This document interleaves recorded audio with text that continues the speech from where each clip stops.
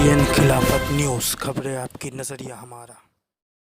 नाज़रीन, आप देख रहे हैं KTN खिलाफत न्यूज़। मैं हूं शकील सिद्दीकी। नाज़रीन, आपको बता दें कि उत्तर प्रदेश की राजधानी लखनऊ में शिया धर्मगुरु कल्ब जवाद नकवी ने अपने आवास पर आज एक प्रेस वार्ता बुलाई। उस प्रेस वार्ता के दौरान उन्होंने मुर्तद वसीम रिजवी को लेकर उत्तर प्रदेश की योगी सरकार और पुलिस प्रशासन पर गंभीर आरोप लगाए हैं। उन्होंने कहा कि शिया वक्फ बोर्ड के चुनावों में जिस तरह से धांधली हुई और जिस तरह से वसीम रिजवी को सरकार की तरफ से, पुलिस प्रशासन की तरफ से बैकअप मिल रहा है, उसे लेकर उन्होंने बहुत ज़्यादा आक्रोश जताया है सरकार के खिलाफ और प्रशासन के खिलाफ।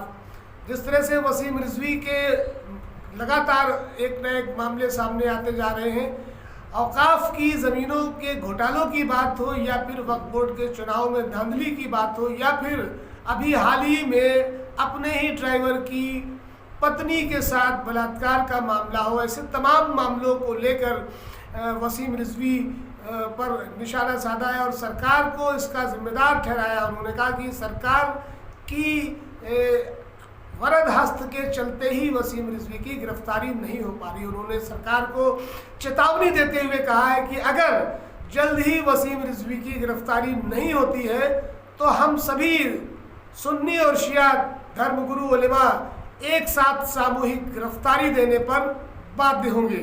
देखिए हमारी एक खास रिपोर्ट। तीसरी चीज़ यह है कि कुरान के तरीके से सुनों से जो बेगुजियाँ की हैं, इंतहाई ज़्यादा बेमानियाँ की, बदमाशियाँ की, कुरान मजीद के और आपको उखाड़ रहा है। टीवी में आप देख, सोशल मीडिया में तो आया, पता नहीं आप लोगों ने दिया कि नहीं दिया, लेकिन सोशल मीडिया में मुझे दिखाया गया कि वो कुरान और आप फाड़ रहा हूँ ये, और उसके बाद फिर उस कुरान मजीद के ऊपर नहीं कर रहा है। मैं खुद गया FIR कराने, मैं गया FIR कराने, लेकिन FIR नहीं हुई। कमिश्नर साहब के मैं खुद गया आपका लेकिन उन्होंने बस ये कहा कि हाँ कार्रवाई होगी, कोई कार्रवाई नहीं। इतने बड़े बड़े वो कांड कर रहा है लेकिन उसके खिलाफ कोई कार्रवाई नहीं हो रही है। अब आप सुन लीजिए पुलिस का रवैया सुन लीजिए। इसीलिए हमको कह रहा है कि पुलिस का एजेंट है ये वसीम रिजवी जो है, ये एडमिनिस्ट्रेशन का, पुलिस का ये खुला हुआ एजेंट है, अब से नहीं है, पुराना एजेंट है।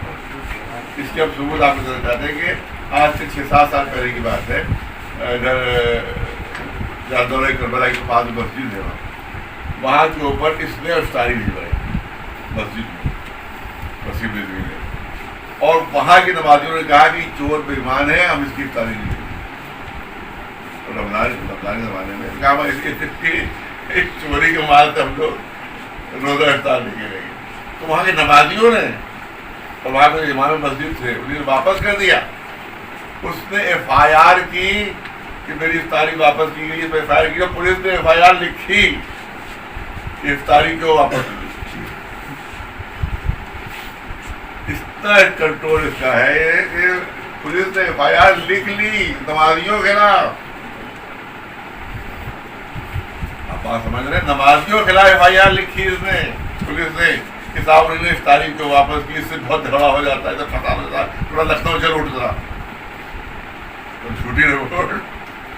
तो ये इतना पुलिस का ऐसा एजेंट है पुराना ये कि पुलिस इस बात पर नमाजियों पर FIR कर रही है कि उन्होंने चोरी का माल क्या क्यों वापस, और इसके ऊपर इतने बड़े बड़े इल्जाम हैं और सब कमिश्नर तक कह रहे हैं कि हम मजबूर हैं, हम FIR नहीं करें।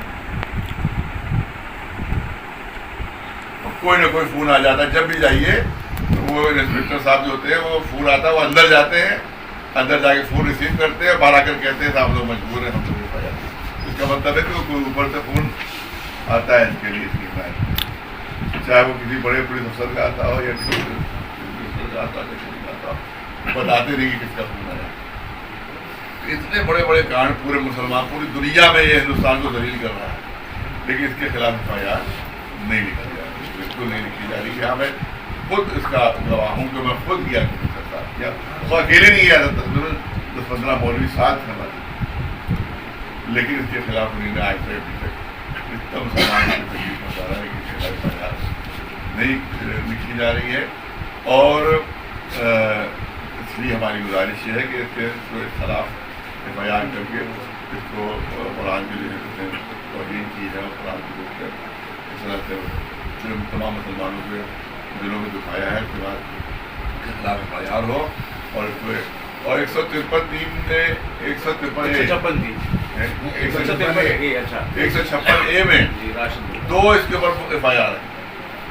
एक इलाहाबाद में FIR है और एक जो है वो शाहजहाँपुर में FIR है 156, जिसमें फौरी गिरफ्तारी है। नहीं 153 फौरी को जो फसाद फैलाने की राष्ट्रद्रोह की धारा है। हाँ मौलाना साहब, दो इसके बाद FIR है। इलाहाबाद में है, वो 2 साल से है।